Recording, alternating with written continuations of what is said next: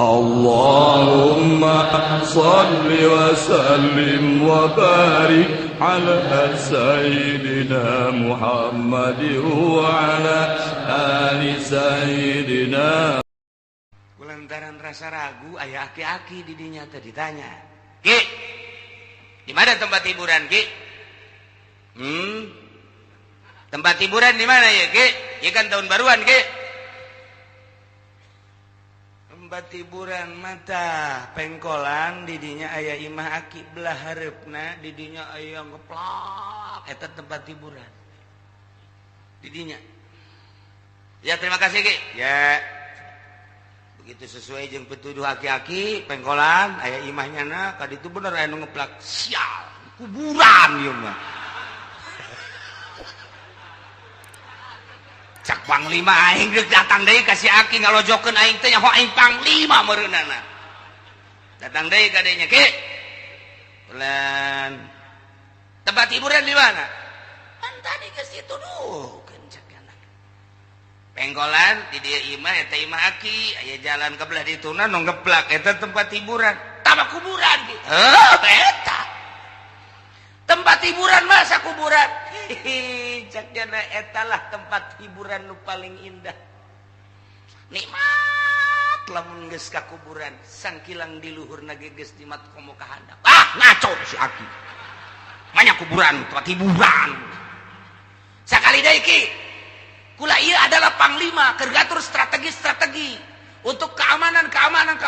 Geus dibagi sekian personil. Nah, kula ieu teh nyaho ieu? Jejak arahna ieu ka mana ieu? Tempat hiburan camat di daerah dieu. Eta tempat hiburan. Ulah macam-macam, Ki, kayak ditampilin. Kugu eta buaplok. Alhamdulillah cak si aki. Makarak ditampilin alhamdulillah cak panglima. Kuat amat ieu jelema ya. Kencak warisian. Ki, tempat hiburan di mana? Eta di dinya. Tampilin deh kencak. Jok ya. Alhamdulillah. Di talian si aki. Tapi di jero hatena mah ieu si jelema bener apa lain. Jeung ulama tah lain. Lamun kiai ieu atuh aing bahaya cek. Aya pikiran mah kos kitu aya. Polisi abdi ka kiai mah aya mah sanajan galak ya tetep bae aya. Sebab dianggapna kiai mah deket ka Allah kecuali Kiai Golkar. Kalian gunyana diseret dibawa ke istana. Laporan Tuan Raja. Ya. Eta sa? Aki-aki. Jaga kena hudang. Begitu hudang, raja langsung nangkep. Wah. Cak panglima aing ya bahaya ieu. Cium tangan raja. Oh, kiai. Wah, bener bae. Cilaka aing, cilaka. Cek Tuan Raja, buka. Tuh, bener. Asana nasib aing mah ieu mah diturunkeun ka jero. Dibuka. Dihormat ku Tuan Raja. Didieukeunana di tempat tamu anu istimewa. Tempat tamu naon kitu penggede nyana di luar ge nasib asana aing mah kumaha meureun. Aduh, tapi pan aing mah nu jelas ndek laporan bae ka Tuan Raja. Dan dek mangga Tuan Raja. Nyaho teh ieu? Henteu. Ieu Kiai Ibrahim bin Adham. Kiai di negara urang teh ieu. Dek nanya naon anjeun ka dieu? Urusan Islam, urusan iman, urusan ihsan ieu kiaina. Kunaon kumaha dina? Coba ka di laporan, kunaon mantak dina? Nyana ngahinakeun abdi. Kunaon mangahinakeun anak? Abdi pan ditugaskeun ku raja titah ngatur strategi keamanan ku abdi entos disebar beberapa personil ke berbagai tempat-tempat hiburan supaya aman. Ayo, kula kebeneran kontrol teh nyaho di daerah eta teh di mana tempat hiburan ngaranna ge pan abdi mah di luhur bae keur ngontrol anak buah. Nanya kaki ieu tempat hiburan di mana dituduhkeun ku nyana kuburan. Bener, Kiai? nuduhkeun kuburan bener. Pan atuh kiai bisa nuduhkeun tempat hiburan ka kuburan lain tempat hiburan masih. Tuan raja jeung panglima ku bodoh-bodoh teuing. Tuh kiai mah kos kitu. Raja tinggal raja dibodoh-bodoh. Atuh bongan nyana nanyakeun anak kakula.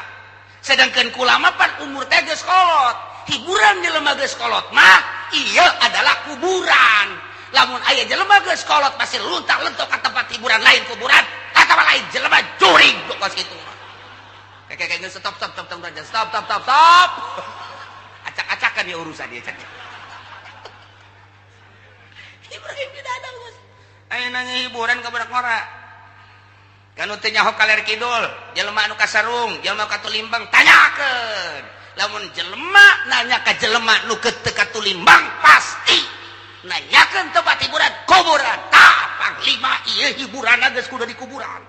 Raja hiburanna geus kudu di kuburan. Nyaho sia. Aduh, Dan amankeun Dan.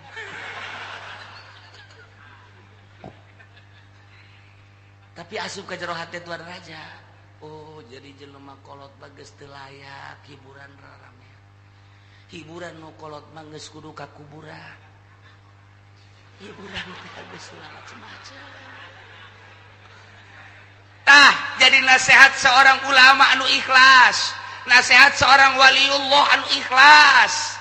Teu pamrih deuk kasah sebab naon? Eueuh unsur hayang di alam, eueuh unsur hayang dibere sekalipun raja keur kasarung jeung katulimbang mah luruskeun itina. Panglima perang kasarung tuduhkeun ieu teh. Ngan ieu mah caritana nuduhkeun jalan ka Allah. Masa sih kudu make hiburan-hiburan? Tahun baru lain ngadoa ka Gusti Allah hiburan. Ieu ngaranna jelema katulimbang. Lamun di lembur urang tahun baru lain ngadoa ka Gusti Allah katulimbang. Cenah eta mah Ki Haji katulimbang. Cenah eta mah pamarentah patulimbang, bin katulimbang. 3 kali bin tah mah. Katulimbang ya di Indonesia kuari tahun baruan lain ngadoa ka Gusti Allah tahun kaharep mudah-mudahan dibere jembar segala rupana urusan rezeki kahirupan sehat dan lain sebagainya ditingkatkan ibadah lain ngadoa kos kitu hiburan. Nah di Indonesia teh camat mun ngayakeun hiburan tahun baru camat katulimbang, lurah mun ngayakeun hiburan lurah katulimbang bin sabaraha bin eta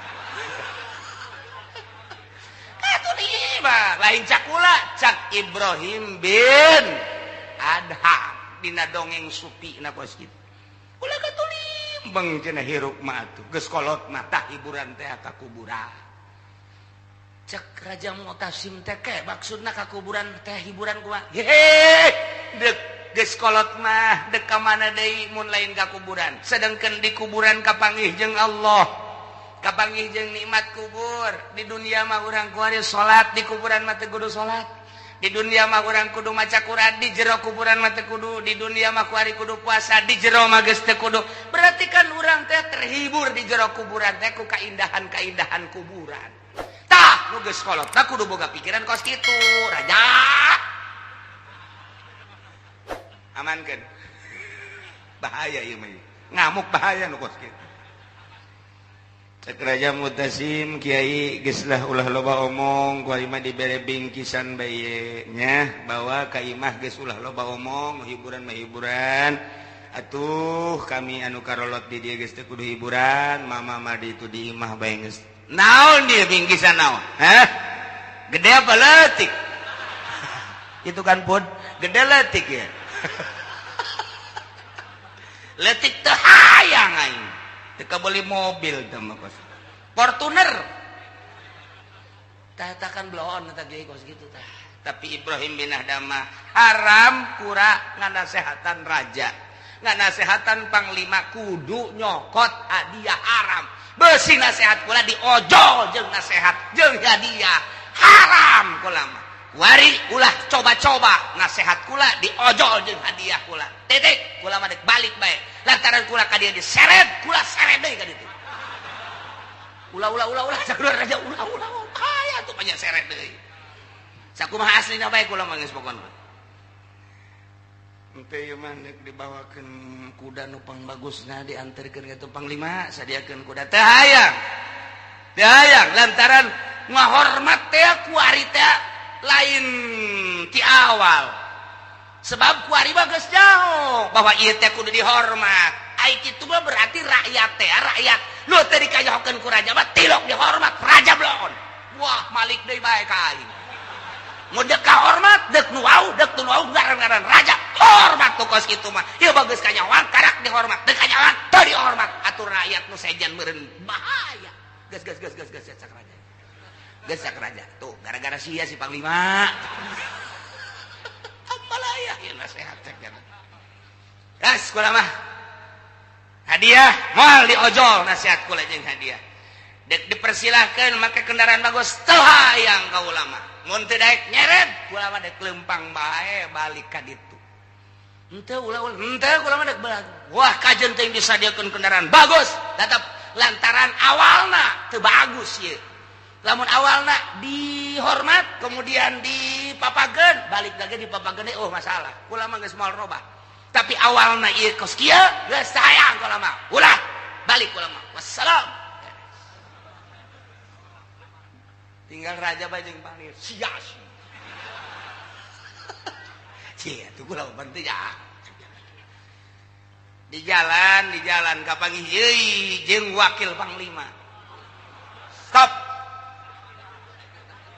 Berani-berani jelema cumplang-campling kieu ka istana. Istana mah teu meunang didatangan ku jelema cumplang-campling kieu. Kudu nu ke bintang, minimal bintang 7, puyang-puyang sia. Ya nama cicing. Saya abdi abid hamba Allah. Hamba Allah yang ngaranan sa. Hamba Allah baik. Sakali deui awas. Awas sakali deui, awas. Hiji, dua, katilu teu ngajawab nu bener, nista maja utama. Sikap. Teu nyaho ye wakil panglima.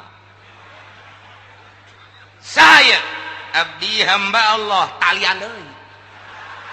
Talian diseret deui ka istana. Lapor. Ya, cek Tuan Raja. Abdi mau sakitan. Saya teu beres si jelema. Coba udangkeun, begitu datang. Yo, kiai deui bae.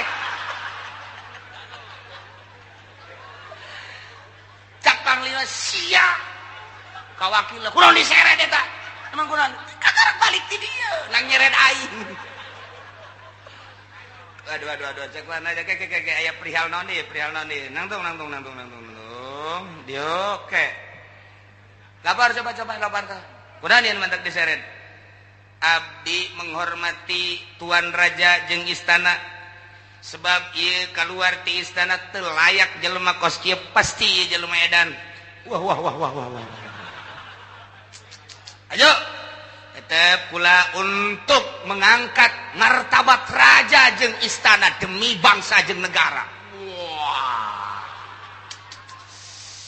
Teu meunang sambarangan nu asup ka istana jelema cumplang-campling tapi tetep ku kula ditanya saha nyana ngomongna hamba Allah. Tanya kedua kali deui, saha hamba Allah. Cak kula hamba Allah ge boga ngaran. Lamun teu ngabejakeun ngaran, ku kula diseret dibawa ka istana laporkeun ka Tuan Raja. Tetep cak nyana hamba Allah. Ieu kan merupakan penghinaan. Masa hamba Allah bae. Kiai cek Tuan Raja kunaon atuh teu ngabejakeun ngaran. Kok hamba Allah bae? Eueuh deui nu pangmulyana cek Ibrahim bin Adam. Ieu adalah pengakuan hanya hamba Allah. Justru kula mun ditanyana lain ku macem panglima, mun ditanyana lain ku raja, mun ditanyana lain ku wakil panglima, kula ngaku kula ngaran Ibrahim bin Adam. Komo ditanya ku murid kula, komo ditanya ku rakyat mah, ditanya ku sasak kula ngaku Ibrahim bin Adam. Nu matak teu ngaku kurang, nyana ngomong. Tidak tahu kamu, ini wakil panglima, sombong amat. Untuk menghilangkan kesombongan, pasti cekula-kula diseret deh ke istana. Tah, titip, cek Ibrahim bin Adam. Raja, ulah ngerasa jadi raja. Panglima, ulah ngerasa jadi panglima. Kakarak jadi wakil RT. Ya wakilnya ada sombong jasa. Kamu tidak tahu, saya wakil panglima. mana etika Islam apa kudu kitu? Rakyat tadi urusan ngaku panglima, rakyat tadi urusan ngaku wakil panglima, rakyat tadi urusan ngaku raja, dek kerajaan saha jurig. Tuh, cak raja pan kieu deui wae. Blabe ieu mah ya. Lepaskan deui. Cek wakil hampuran tuan aja emang tadi geus di tes teh tadi sanu nyeret panglima, tuh sia kan. Silih salahkeun panglima jeung wakil. Geus balik deh, balik Ibrahim bin Adham. Tinggal raja, panglima jeung wakil. Urang kumaha ya geus kieu. Urang dinasehatan ban lain dinasehatan teh dicarekan ngaranna. Atuh terserah raja cak panglima teh. Berarti urang di mata rakyat teu bagus. Berarti urang di mata rakyat sombong. Berarti orang di mata rakyat iya aduh takabur, ujub. Nah iya kudu kumaha coba orang perhatikan. Negara orang, rakyat orang supaya kondusif deui. Yang capek ngadenge kondusif. Di koran kondusif, di TV kondusif. Komo orang Golkar moho negara kita alhamdulillah kondusif. Bau hitut aing mah ngadenge lagi kondusif.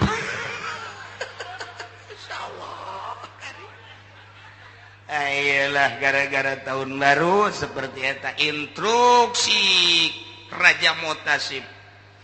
Wahai panglima, wahai para penggawa, tidak terkecuali hentikan semua itu naon hiburan-hiburan, ganti dengan zikir, ganti dengan doa.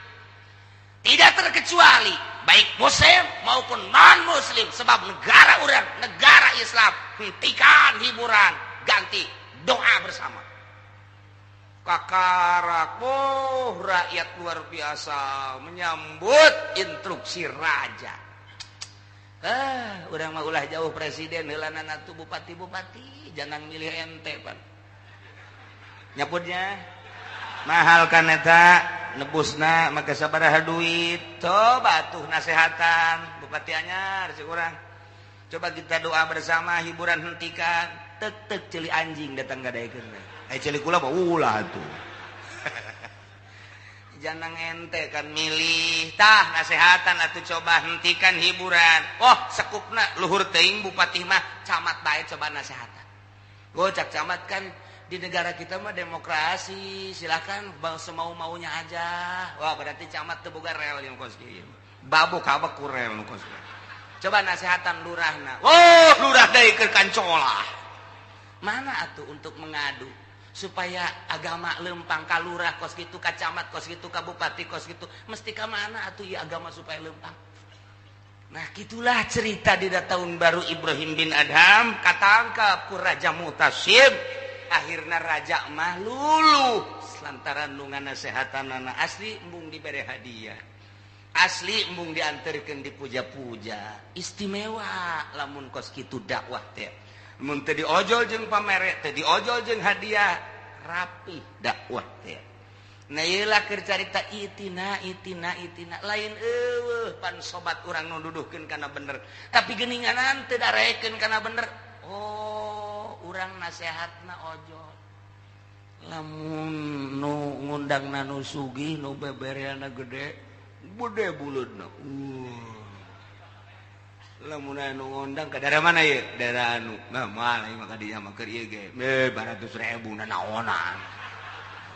Beak tekor atuh aing. Teu mal narima deui. Dakwah naon teh kos kitu teh. Nah, ieulah di negara urang teh bok-brok teh geus timimiti pedagang.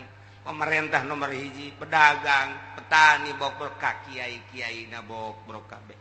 Tapi orang masih aya kesempatan. Ja Allah mah maha gopur narima soteh kapan kanu loba dosa. Urang sadar bahwa di diri urang loba salah, loba dosa. Pemerintah sadar ku dosana, pedagang sadar ku dosana, petani sadar ku dosana, karyawan sadar ku dosana, kiai santri sadar ku dosana. Mantak naon? Urang mulai lembaran baru di tahun baru. Urang mulai lembaran baru dimimitian ku doa ka Gusti Allah supaya hirup urang di tahun ieu leuwih bagus tibatan tahun nu kamari. Mantap naon? Nami-nami endek moal sia.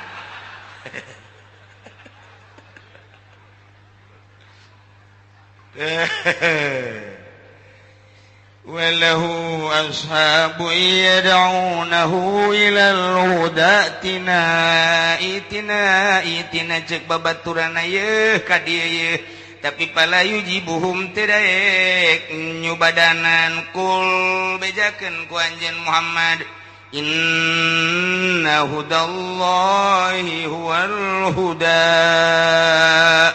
sanyana pituduh Allah yane agama Islam eta la pituduh anu bener wa madahu dhalalun salian Islam masasar di zaman Kangjeng Nabi urang kuari Kangjeng Nabi Muhammad ieu adalah huda nu asli mah wal huda adalah agama Islam. Kristen dolal, Yahudi dolal, Protestan dolal, Katolik dolal, Konghucu dolal, selain daripada Islam. Islam mah wal huda, ialah Islam. Selain Islam dolal, sasar, salah. Ya Rabbi